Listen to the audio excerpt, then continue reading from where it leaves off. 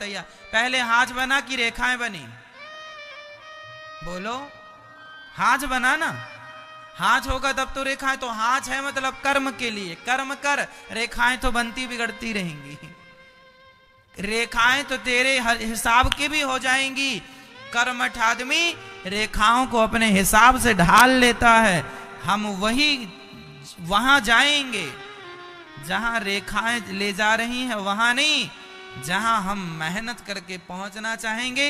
रेखा यदि इस तरफ ले जा रही है और हमारी मेहनत इस तरफ है, तो रेखा को भी तुम्हारी मेहनत के आगे मुड़ना पड़ेगा।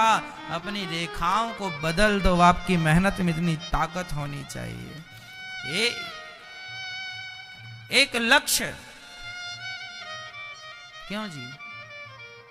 सचिन जब क्रिकेट खेल रहे थे, एक बार पाकिस्तान से मैच था, पुराना क्रिकेट मैच है ये, तो इतनी फास्ट बॉल आई, हेलमेट लगाया नहीं था सचिन ने, और उनकी नाक में लगी, नाक ब्लास्ट हो गई, फूट गई, खून निकलने लग गया।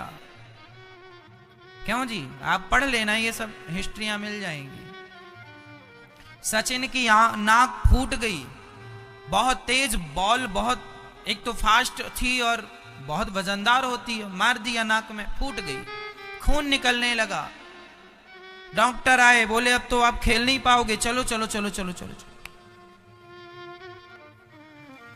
पट्टी वट्टी की, बोले हॉस्पिटल में भर्ती करना पड़ेगा, अंदर कोई फ्रैक्चर वैक्चर हो सकता है। खून गिर रहा था और सचिन ने कहा कि नहीं, मैं अभी खेलूंगा, मैं अभी क्रिकेट खेलूंगा। खून गिर रहा है और बंदा कह रहा है मैं क्रिकेट खेलूंगा। जरा सी चोट लगने पर लोग हॉस्पिटल पहुंच जाते हैं, और वह नाक से जबरदस्त खून गिरने पर भी कहते हैं खेलूंगा। खेला, और खेला ही नहीं, जो फास्ट गेंद ने उसकी नाक तोड़ डाली। अब हर गेंद को तोड़कर सेंचुरी तैयार कर ली, सेंचुरी बना ली। हर कठिन परिस्थिति में, हर विषम परिस्थिति में अपने आप को संयमी बना के रखना, संयम से रखना, और उस समय आपको ऐसा निर्णय लेना है कि आपका वह निर्णय आपके जीवन का सबसे सर्वश्रेष्ठ निर्णय हो। सफल होना है तो विषम परिस्थिति में भी काम करना होता। यूं ही नाम नहीं हो जाता किसी का, यूं ही इज्जत नहीं मिल जाती किसी को। आजकल तो बेटा अपने बाप की इज्जत नहीं करता, और यदि आपकी कोई इज्जत करता है, आप किसी की इज्जत करते हैं, तो सोचो उसकी इज्जत पाने के लिए कितनी मेहनत होगी। इसलिए मैं हाथ जोड़ के कहता हूं नौजवान दोस्तों से, जीवन में सफलता जरूरी है। आपका भी नाम हो, आपकी भी इज्जत हो, आपके पास भी एक घर हो, आपके पास भी एक गाड़ी हो, आपके भी जो सपने हैं। देखो, सपने देखने का अधिकार सबको होता है। आप भी सपने देखते होंगे, मैं भी सपने देखता हूं, लेकिन सपने देखना पर्याप्त नहीं होता, उन सपनों को साकार करना होता है। और सपने साकार तब होते हैं जब आपकी मेहनत होती है। हाँ या ना? यदि आप मेहनत करने को तैयार हैं तो सपने आपके साकार होंगे।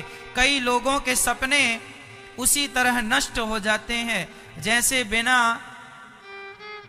किसान बीज बो दे, फसल बो दे, और उसका ध्यान न रखे तो वह बोई हुई फसल, बोया हुआ बीज खेत में नष्ट हो जाता है, क्योंकि सही ढंग से नहीं बोया गया।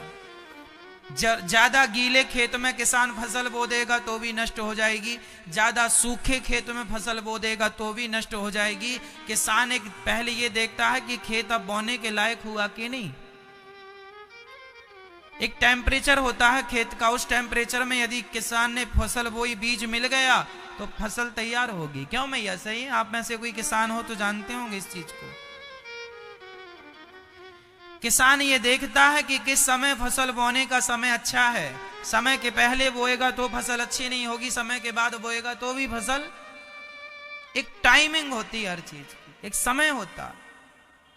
उसी प्रकार जैसे खेत में बीज नष्ट हो जाता है बिना समय के, उसी तरह जीवन में मेहनत बेकार हो जाती है यदि सही वक्त पर सही डिसीजन, सही निर्णय ना लिया जाए तो।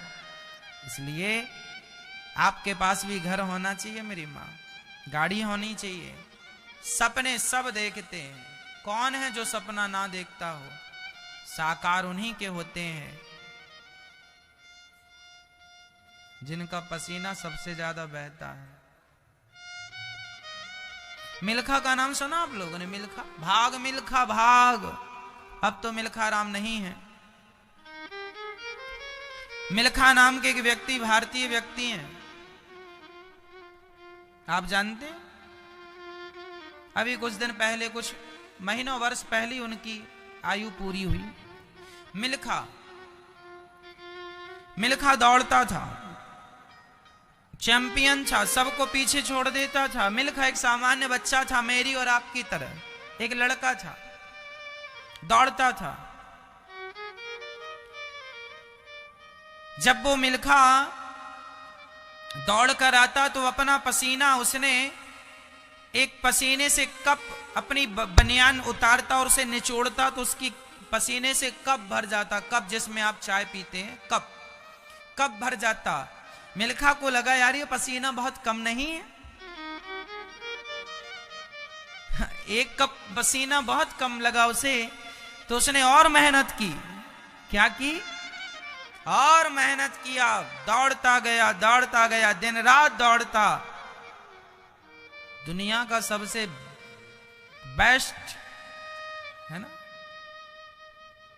रेसर था, खूब तेज दौड़ता, उसके जैसा कोई नहीं था। उसको लगा कि मैं एक कप पसीना बहाता हूं, जरा ज्यादा बहाना चाहिए। उसने इतनी मेहनत की कि अब वो कप में बनियान नहीं निचोड़ता था, बाल्टी रखता था, बाल्टी में निचोड़ने लगा। बाल्टी पर पसीना बहाऊंगा, जो जितना ज्यादा पसीना बहाएगा वह उतना कामयाब व्यक्ति होगा, उतना सफल व्यक्ति होगा। आप पसीना बहाने को तैयार हैं तो कामयाबी कदम चूमेगी, और पसीना बहाने से डर लगता है तो खटिया में पड़े हो, ठीक है।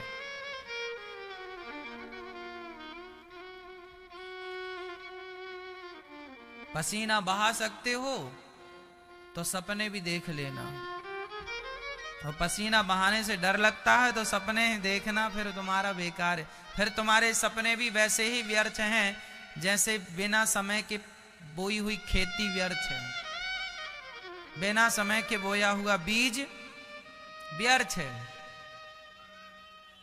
उसी तरह स्वप्न भी व्यर्थ है, बेकार है।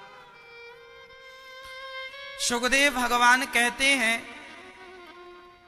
कि जीवन में हमें इतना परिश्रम कर लेना चाहिए कि संसार का सुख भी मिल जाए, संसार की प्रतिष्ठा, पद भी, इज्जत भी मिल जाए, और भगवान के लिए भी पसीना जरा बहा लेना तो भगवान भी मिल जाए। फिर तो धरती में आना सब प्रकार से सफल।